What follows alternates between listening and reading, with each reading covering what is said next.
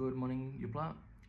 For those who don't like the fact that the apple doesn't fall far from the tree and that we were in fact separated from our motherlands of the South Fly district of Western Province, and we were rebranded into the name Torres Strait Islanders, and the fact that our people were exploited and assimilated and put into Catholic missions.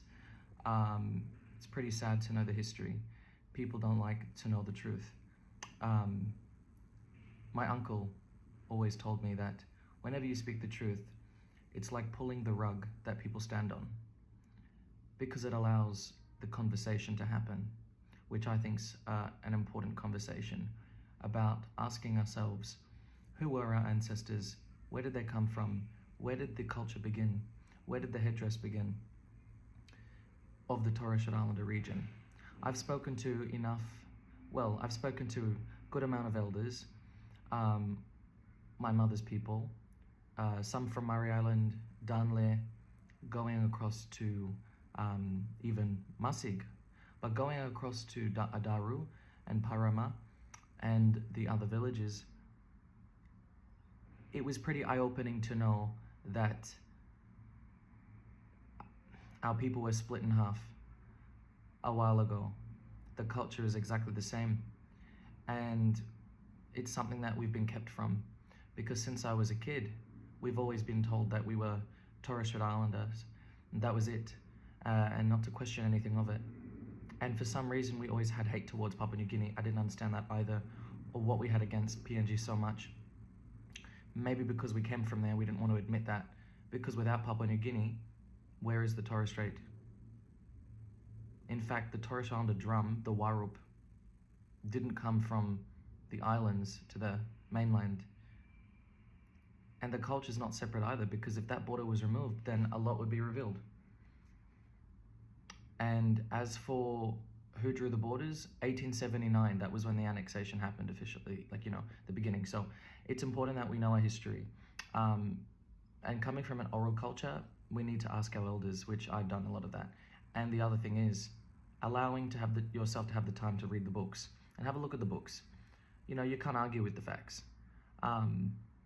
You can be angry that I am sharing this, but have some heart. Our people are split, and they don't have the same advantages that we do. And I think it's important on a human level that we advocate for them and that we help them. And that the truth be told, that we did come from PNG. And so I respect everyone for their personal way of identifying. But for me, I will say that I am Kiwai Papuan, including Bine. There is a mix, I suppose, on Masig. But coming from Parem, representing my grandmother and my mother, and being raised by Kiwai women, and always being connected to Murray Island, Stephen Island, and Darnley, Daru, Parama, all those regions, yes. I came from a Kiwai family. So I am half British, Australian, European background, and that's never made me any less of a person, a man, and it's never made me any less of being a proud Wantok and Kiwai Papuan. And on that note, I hope that we can educate ourselves further and allow ourselves to accept the truth and to research for ourselves.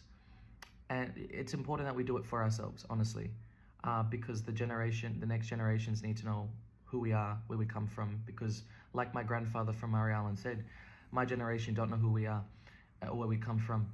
Like my other grandfather from Darnley Island said, he never wanted to be Australian, he wanted to be on the other side of the border, but nobody spoke English to defend themselves.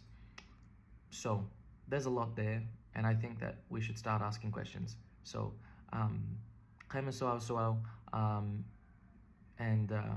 yeah, lots of love, and respect your women, respect your mothers, your sisters, your nieces.